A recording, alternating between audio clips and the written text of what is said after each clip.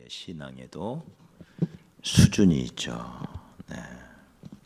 어린아이 신앙이 있고 성숙한 신앙이 있고 가라지 신앙이 있고 알곡 신앙이 있고. 고린도전서 13장에 보면 거울로 보는 것 같이 희미한 신앙이 있고 얼굴과 얼굴을 대하여 보는 밝히 보는 신앙, 분명한 신앙. 이 신앙에도 이렇게 급수가 있어요. 똑같은 신앙이 아니고 광야에 머물러 있는 신앙이 있는가 하면 가나안에 입성하는 신앙이 있고, 기왕이면 우리의 신앙이 성숙한 신앙 되기를 소원합니다. 우리 아멘 크게 한번 합시다. 성숙한 신앙 되십시오. 성숙한 신앙, 우리 하나님이 기뻐하시는 신앙이죠. 그래서 우리가 구원론에서도 이제 하나님의 십자가의 은혜로 죄사함을 받고 구원받는 걸 의화로서의 구원이라 그래요. 우리의 위치, 우리의 신분이 하나님의 자녀가 되는 거죠. 근데 그건 어린아이 신앙에 불과해요. 우리의 신앙이 성숙해져 가야 됩니다. 그래서 예수님을, 범사의 예수님을 닮아가는, 이걸 성화로서의 신앙이라 그래요. 우리 거기까지 가야 할 줄 믿습니다. 예수님 형상 잘 닮아가면 종국적으로는 우리가 영광에 들어가게 되죠. 네, 영화로서의 구원이에요. 근데 많은 사람이 영광에 들어가지를 못하고 마치 이스라엘 백성들이 애굽에서 나왔지만 가나안에 가지 못하고 광야에서 죽은 것처럼 천국에 가긴 가는데 영광의 구원을 받지 못하고 부끄러운 구원을 받아요. 네. 구원을 받기는 받되 부끄러움을 당하리라 그랬어요. 천국에 가기는 가는데 거기 가서 얼굴을 들지 못하는 부끄러운 신앙이 된다 이거죠. 부끄러운 구원을 받아서 주님 얼굴을 못 쳐다보는 거예요. 너무 미안하고 너무 죄송해서. 네. 우리 모두가 어린아이 신앙에서 벗어나서 성숙한 신앙. 예수님의 말씀 속에 보면 예수님을 따르던 제자들이 있었는데 어떤 사람은 무리라 불렀고 어떤 사람은 제자라 불렀어요. 그러니까 무리 신앙에 머물러 있으면 안 돼요. 이건 군중이에요. 군중. 그냥 주님이 떡 만들어 주니까, 떡이 맛있어서, 병 고쳐 주니까 너무 고마워서 그냥 따라다니는 거예요. 무리죠, 무리. 네, 좋을 때는 좋은데 정작 주님이 십자가 달릴 때는 다 도망가거나 아니면 로마 병정 사이에 같이 서서 돌을 던져요. 이게 무리예요. 이게 무리. 제자가 돼야 할 줄 믿습니다. 정말 제자. 교회 안에서도 구경꾼이 아니라 기왕이면 일꾼 되시기 바랍니다. 일꾼. 네. 주의 종과 한 마음 한 뜻이 돼가지고 함께 하나님의 집을, 주의 몸된 교회를 한 마음으로 세워가는 사람. 이 사람이 일꾼이죠. 할렐루야. 어떻게 하면 성도들을 제대로 섬길까? 어떻게 하면 하나님께 온전한 예배를 드려갈까? 네? 어떻게 하면 한 영혼이라도 더 전도하고, 힘들어하고 연약한 성도가 있으면 어떻게 하든지 붙들려고 애를 쓰고 한 마음이 되어가지고 우리는 이런 사람을 일꾼 성도라. 일꾼 되시기 바랍니다. 무늬만 성도, 무늬만 일꾼이 아니라 진정한 일꾼. 저 사람은 진짜 일꾼이다 라고 인정받을 수 있는, 할렐루야.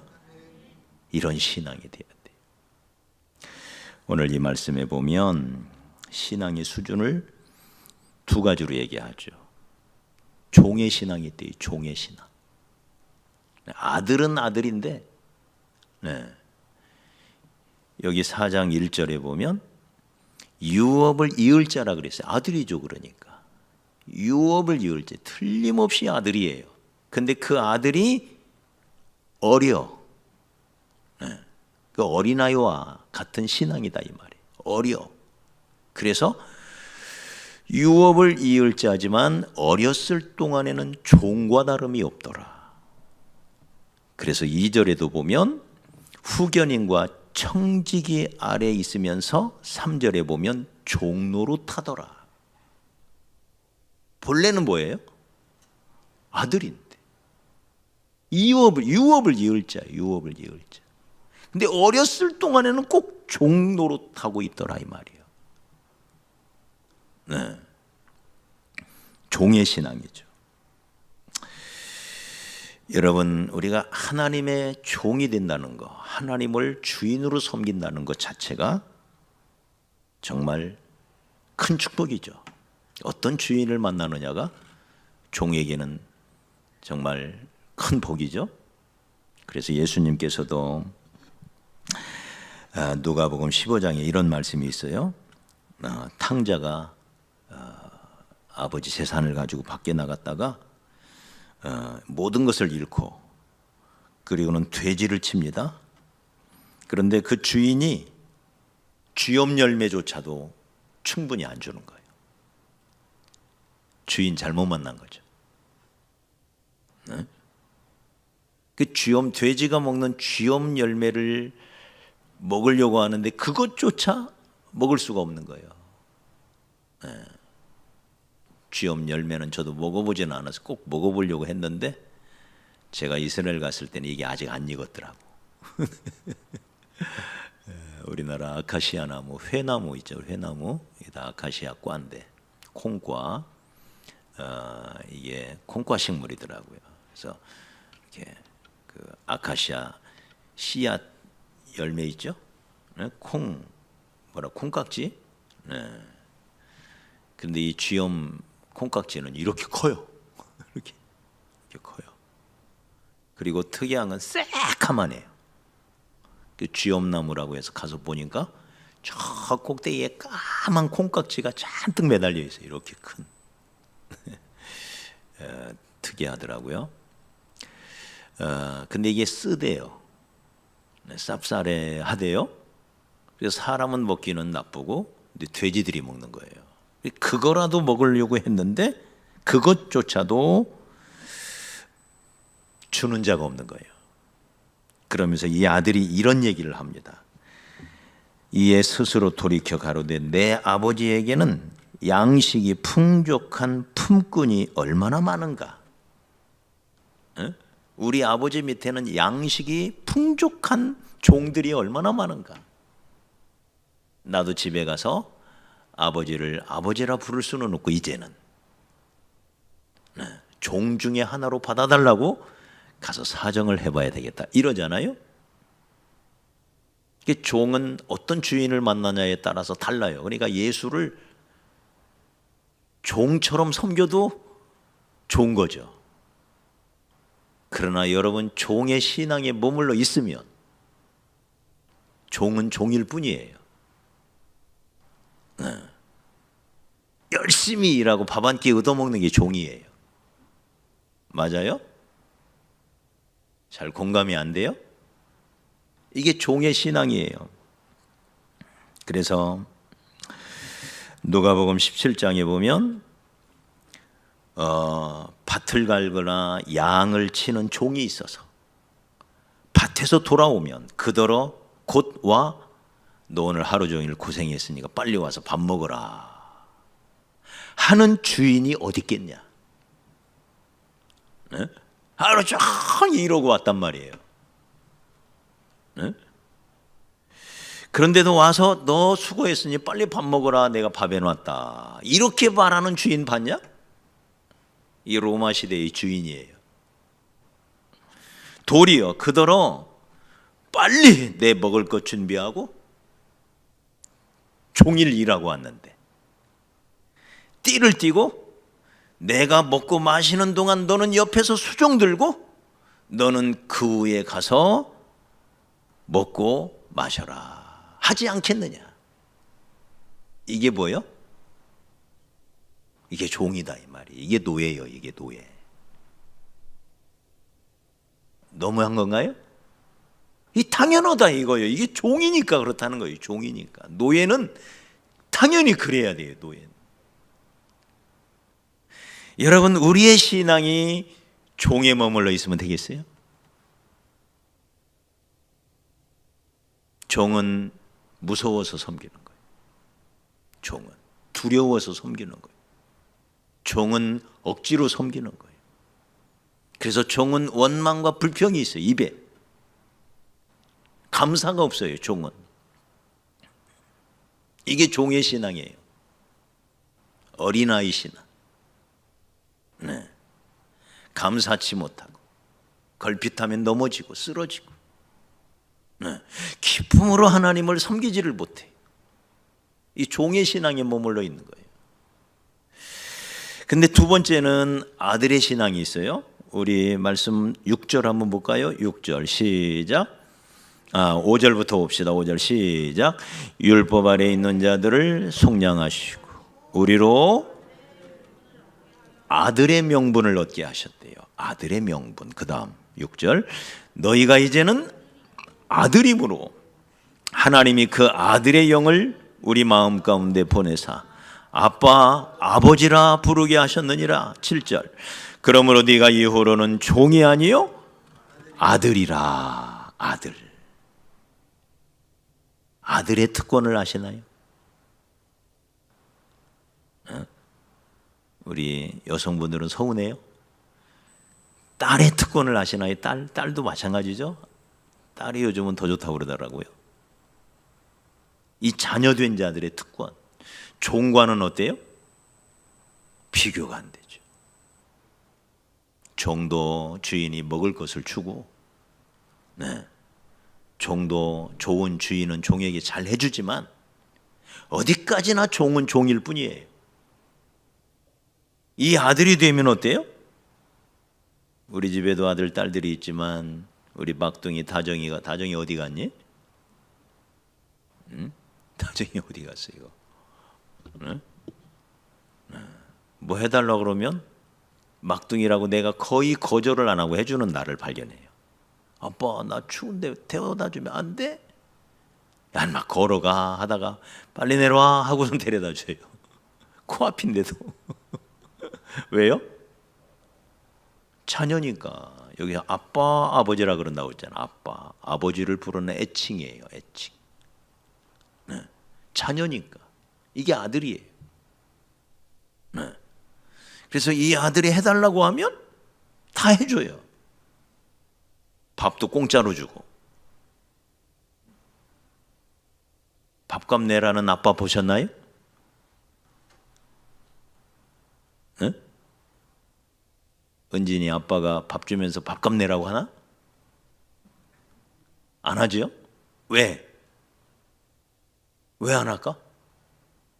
딸이니까, 아들이니까. 공부시켜주고 학비 내라고 하나요? 학비도 대주잖아요. 왜? 아들이니까. 네. 해달라고 하면 공짜로 학교도 공짜로 태워다주고 병원도 공짜로 데려가지고. 네? 왜? 아들이니까. 네? 그래서 여러분 아들 신앙이 되시기 바랍니다. 주님과 사랑의 관계를 나누고, 여기 오늘 본문에는 이 아들은 아버지의 유업을 이을 자라 그랬어요. 아버지 것을 다 내 것처럼 쓸 수 있대. 유업을 이을 자. 네. 그래서 아들 신앙이 돼야 돼요. 아들 신앙. 종의 신앙이 아니라 아들 신앙이 되어서 하나님과 깊이 사랑을 나누고, 네. 감사함으로 섬기고, 네. 아버지께 속한 모든 축복을 내 것으로 누리면서, 네. 성숙한 신앙이 되어서 하나님이 주시는 축복을 만끽하면서 살아가는. 근데 이 아들 신앙을요, 아들 신앙을 뛰어넘는 신앙이 있다는 거 아시나요? 제가 오늘 조금 이상한 설교를 하죠. 아들보다 더 뛰어난 게 뭘까요?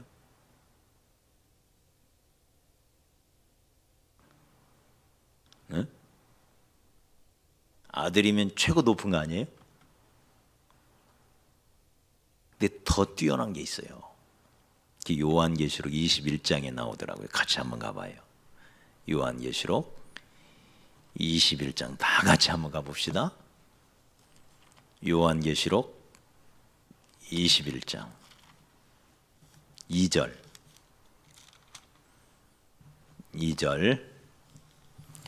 자 시작. 또 내가 보매 거룩한 성 예루살렘이 하나님께로부터 하늘에서 내려오니 그 준비한 것이 신부가 남편을 위하여 단장한 것 같더라. 네. 성경은요, 우리 예수님을 신랑이라고 부르는 데가 많아요. 그래서 우리 찬양에도 신랑 대신 예수께서 오신다 그랬어요. 그럼 신랑 대신 예수를 맞이하는 사람은 누구요? 신부죠, 신부. 네? 그리고는 여기 요한계시록에 보면 얼마나 아름답게 단장했는지 신랑을 맞이하는 신부처럼 단장하고 있더라. 그러면서 9절에도 이런 표현이 나와요. 9절도 읽어요. 시작. 7 대접을 가지고 마지막 7 재앙을 담은 7 천사 중 하나가 나와서 내게 말하여 이르되 이리 오라. 내가 신부 곧 어린 양의 신부. 어린 양은 누구? 예수님. 예수님의 신부를 네게 보이리라. 네? 그리고는 이 신부가 얼마나 아름다운지 그 아름다운 모습을요 11절부터 쭉 표현을 해요. 귀한 보석으로 단장을 하고 또 여기 14절에 보면 12 기초석이 있는데 또 여기 19절에 보면 그것이 기초석이 다 보석으로 되어 있고 쭉 보석을 얘기해요. 우리가 들어보지도 못한 보석도 나와요. 벽옥, 남보석, 옥수, 녹보석, 홍만호, 홍보석, 황옥, 노곡, 담황옥, 비취옥 이런 거 들어봤어요? 청옥, 자수정, 21절에 보면 진주, 맑은 유리 같은 정금. 신랑을 맞이하는 신부처럼 단장하고 있더라는 걸 지금 이렇게 어린 양의 아내가 이런 아름다운 모습으로 단장하고 있는 걸 표현을 하고 있어요. 여러분, 아들은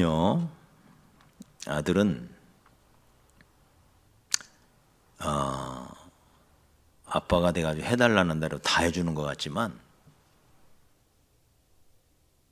용돈 달라고 하면 용돈 타서 쓰는 정도예요. 이게 아들이에요.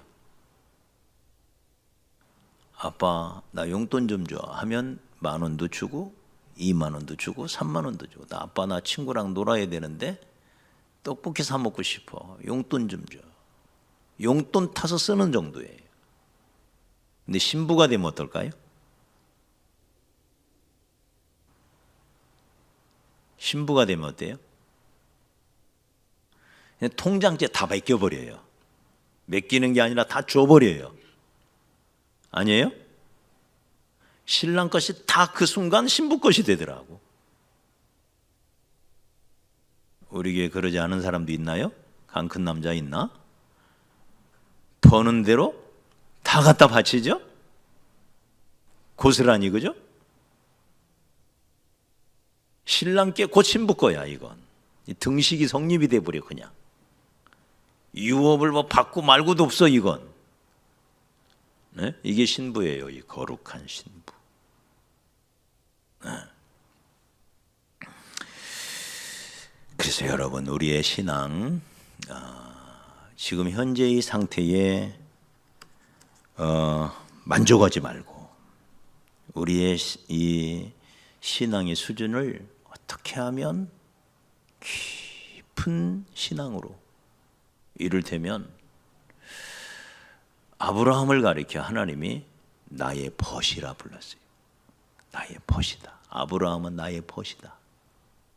그 전에 에녹이라고 하는 사람은요, 하나님과 350년을 동행했다 그랬어요. 동행. 친구죠, 친구. 같이 손잡고 동행했다. 네? 다윗에 대해서는 이렇게 표현을 합니다. 그는 내 마음에 합한 사람이다. 이게 신앙의 수준이에요. 이게 합한 사람이다. 모세에 대해서는 뭐라고 말하냐면 그는 여호와를 대면하여 본 사람이다. 네? 대면하여 하나님을 알던 사람이다. 하나님의 얼굴을 서로 마주하면서 시내산에 올라가서, 호렙산에 올라가서 40일을 2번씩 하나님과 지내잖아요. 같이 하나님이 오셔가지고 그는 여호와를 대면하여 알던 자라, 이렇게 표현을 해요. 이게 수준 높은 신앙이죠. 네? 우리가 요한복음에 가면 사도 요한이 예수님의 품에 안겨 있는 모습들이 2번이나 나와요. 품에. 그 제자들 중에서도 특히 요한이라는 제자는요, 네, 최후의 만찬 자리에서도 예수님 품에 이렇게 비스듬히 누워 있어요. 네? 하나님의 품 아닙니까? 하나님의 품? 근데 그 품에 누워 있어요. 그래서 베드로의 죽음에 대하여 예수님이 얘기하니까, 네, 베드로가 요한한테, 야 요한아, 너는 어떻게 될지 좀 물어봐라. 자기가 직접 안 물어보고 요한한테, 요한아, 너는 어떻게 될지 좀 물어봐라. 그때 요한이 품에 있어요. 예수님 품에. 그러니까 인간적으로는요, 훨씬 더 요한이 예수님과 가까웠던 것 같아요. 제 생각이에요. 네? 예수님 품에. 그래서 요한복음에 보면 사도 요한이 자기를 이렇게 설명해요. 그가 사랑하시던 제자, 그가 사랑하시던 제자. 자기를 그렇게 불러요. 그가 주님이 사랑하시던 제자. 그 요한과 주님의 관계가 좀 특별했던 것 같죠? 품에 안겨 있어요. 품에. 그러니까 여러분, 우리가 이 주님과 우리 하나님과의 관계가 아들을 뛰어넘어서, 아들도 귀한 거지만 마치 신부처럼 우리 주님과 깊은 관계로, 주님 사랑합니다. 제 마음 주님 아시죠? 저에게 주님밖에 없는 거 아시죠? 주님, 저는 주님 한 분이면 충분해요. 주님 사랑해요. 이 고백이 우리 안에서 자연스럽게 일어나고, 사도 요한이 주님의 사랑을 느꼈던 것처럼, 그래서 주님이 특별히 사랑하시던 제자라고 고백하는 것처럼, 저와 여러분의 신앙도 주님이 나를 사랑하시고 나도 주님을 사랑하고, 그 주님과 내가 마치 데이트하듯이 그렇게 주님과 깊은 관계로 가꾸어가는 그런 우리가 되었으면 좋겠습니다. 우리의 신앙의 수준을요, 가라지 신앙에서 알곡 신앙으로, 어린아이 신앙에서 성숙한 신앙으로, 희미하게 보이던 신앙이 얼굴과 거울로 보는 것처럼 희미했던 신앙이, 당시 거울은 청동거울이에요. 청동거울. 구리를 깨끗하게 닦아서 그걸로 비추었으니 희미하게 보였단 말이에요. 희미하게. 유리거울이 없어요. 당신은. 지금은 얼굴과 얼굴을 대하여 본다 그랬어요. 확실하게 보이는 거죠. 분명하게 보이는 거죠. 영적인 세계가. 여러분, 우리의 신앙의 수준에 대하여 우리가 항상 높은 꿈을 가지고 내 신앙 어떻게 하면 더 깊은 신앙으로 끌고 갈 수 있을까 고민하면서 주님과 더 가까워지는 우리 모두가 되었으면 좋겠습니다. 종의 신앙에 머물러 있지 맙시다. 아들 신앙이 되십시다. 그 이상 뛰어넘는 신부 신앙이 되십시다. 신부 신앙. 주님과 깊은 사랑을 나누는 신부 신앙. 그런 신앙의 단계로 도전해가는 그런 저와 여러분이 되었으면 좋겠습니다.